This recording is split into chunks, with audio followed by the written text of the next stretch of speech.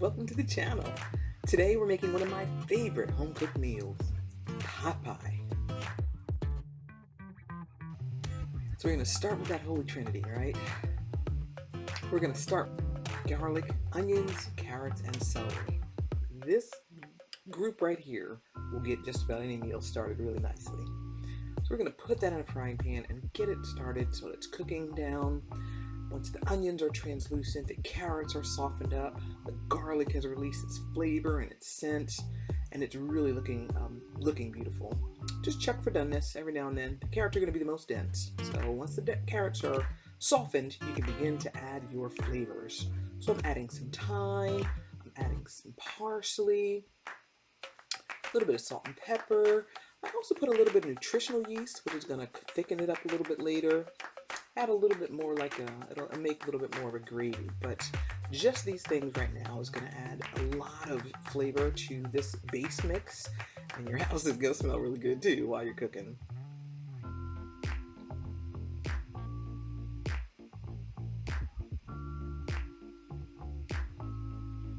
So once it's gotten as soft as you'd like it to be, you're going to add the flour. Now what I like about this is, as opposed to add flour to a liquid and so that it doesn't get clumps in it, put it right in here and mix it up really well so that every particle is coated.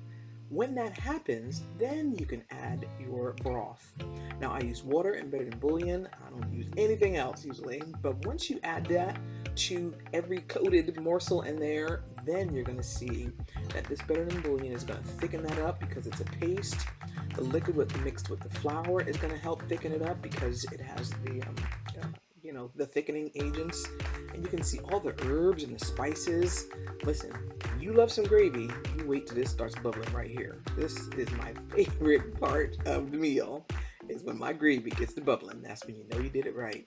So I am using a whisk, and the whisk is kind of releasing some of the flour off of the vegetables that's there, but then we're going to come back to that gravy shortly. For our topping, we're going to use puff pastry sheets, which are just accidentally vegan, and we're going to use some tofu. This is going to be packed with protein. We're going to dice this tofu up and cook it up on all sides so that it gets brown, and it'll hold it really well in your pot pie. So that's about the size that I diced it, probably a little less than an inch or so. Put it in a nice hot pan and begin to cook it. Basically, if possible, you want to brown it on all sides. Now, we're not looking for crispy chicken nuggets. We're just looking to brown it, which is going to, add a little bit of texture, a little more texture. I believe I used firm tofu here. You can use extra firm if you'd like, but I would suggest you season it a little bit.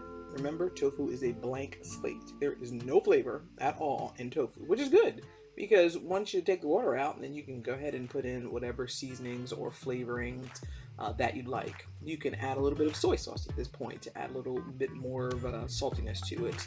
I only use salt and pepper because my gravy is very well seasoned. And look at her bubble. Man, that makes me excited every time I see it. I love some gravy.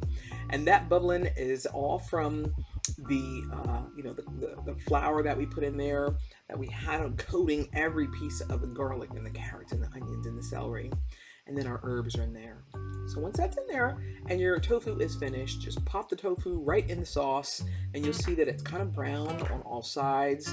I usually just let it cook till I'm ready to get to that to add it in, and then thoroughly coat it in the gravy. Okay, we're now building our pot pie. The veggies and the stock was sort of like level one. Your tofu is another layer of flavor and textures, and then we're going to move on to the next level when we can begin to add a few other things. So we're going to add some peas. This is going to bring more protein to this meal, but I love just that pop of color, which is adding more nutrients and minerals, but also a little pop of sweetness. But I love peas. I love peas, and I can eat them probably every day. But I really love them in pot pie because it just adds another texture and a flavor. Now, to this pot pie with the peas and everything else, we're going to begin to add a little bit more. I usually will boil up a pot of potatoes before the beginning of every week, and so I had some of those. So I just diced them. These are red potatoes. I didn't even bother to take the skin off. It's just going to add nutrients and flavor to this already thick and delicious pot pie. So now we have our baseline veggies. Then we added our seared seasoned tofu. Then we added like our peas and now the potatoes. So just continue to mix. It's already thick enough. It's already seasoned. Sometimes, well, potatoes, sometimes you have to season it up, but I think we did a good job here of seasoning up everything. I didn't really need to add any other thing to this to make it tasty. But I would suggest that you taste as you go to make sure that everything tastes the way you'd like it to taste and is cooked as long as you'd like it to be cooked. That is beautiful. A peek of work, right? Gorgeous. So now we're going to take our pot pie innards and we're going to put them in ramekins. I use regular size ramekins, not the little tiny ones, but the regular size, and it fit about 2 cups of pot pie in each one of them. I filled it right up to the top. There's the sauce is really incorporated into the what's in what you see in the ramekin, so it's really not going to bubble out and over. It's not a runny one. I like a meaty, thick type sauce for my pot pie, so that's sort of how I made this. If you have more sauce in yours, you might not want to put in 2 cups. You might want to go a little bit less than that so you don't have sauce all in your oven and everything, and it'll be a hot mess and smoke and things like that. So this is just perfect for how I did it. This is 1 full tray that I had, so I think even with this, I think that everything that I use actually filled this up completely. So it was perfect amount of filling for my pot pie. Now I try to get cute, a little bit cute with my pot pie topping, which would be your puff pastry. Puff pastry is so easy to use, and as I said, most of them are accidentally vegan.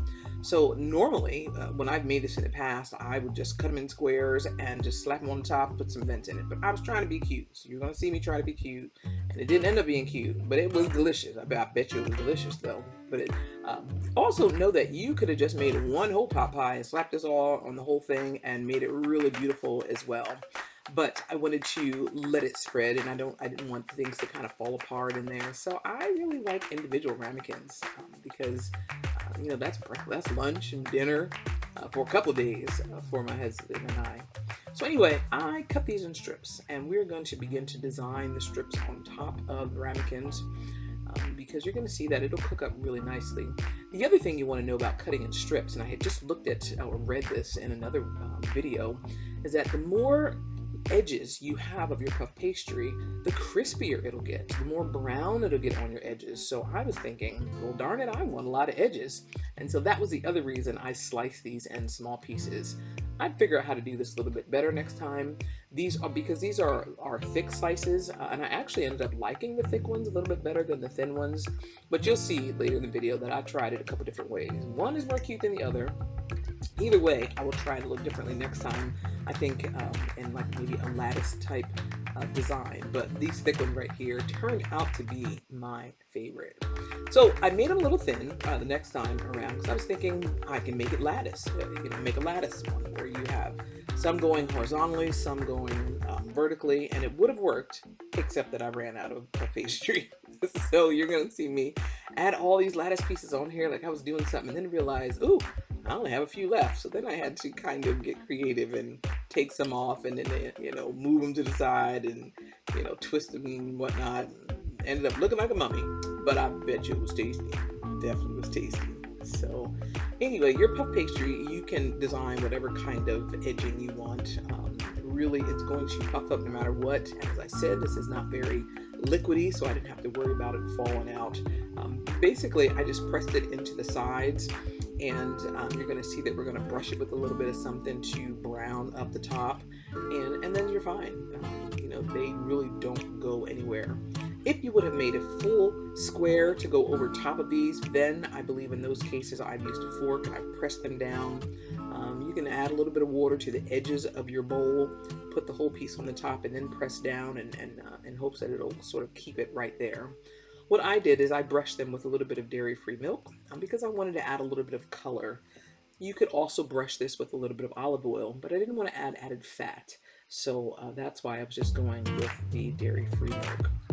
And this won't necessarily burn. If it burns, it's because it's too high or the puff pastry will burn. But the milk is a great substitute for adding, instead of adding an oil. Okay. But yeah, these turn out really, really delicious. You know, I hope you try this recipe. I hope you try different ways of, you know, cutting your puff pastry. Just practice, and no matter what you do, it's gonna be homemade. It's gonna look homemade. It's gonna taste absolutely delicious. I promise you. You follow what I just showed you, these are gonna come out absolutely delicious. So when you take these out of the oven, see how they browned up on the edges, a little bit in the center. And these just came out of the oven bubbling. Okay, that's the other thing. These are bubbling hot, so be careful. But they're delicious. They will keep well for you right there as your guests are taking a look at it. Look at that! Look at that! Oh, I wish you could smell my kitchen. I wish you could have bit into that, but it was just all fresh vegetables. You know, made in a fantabulous sauce.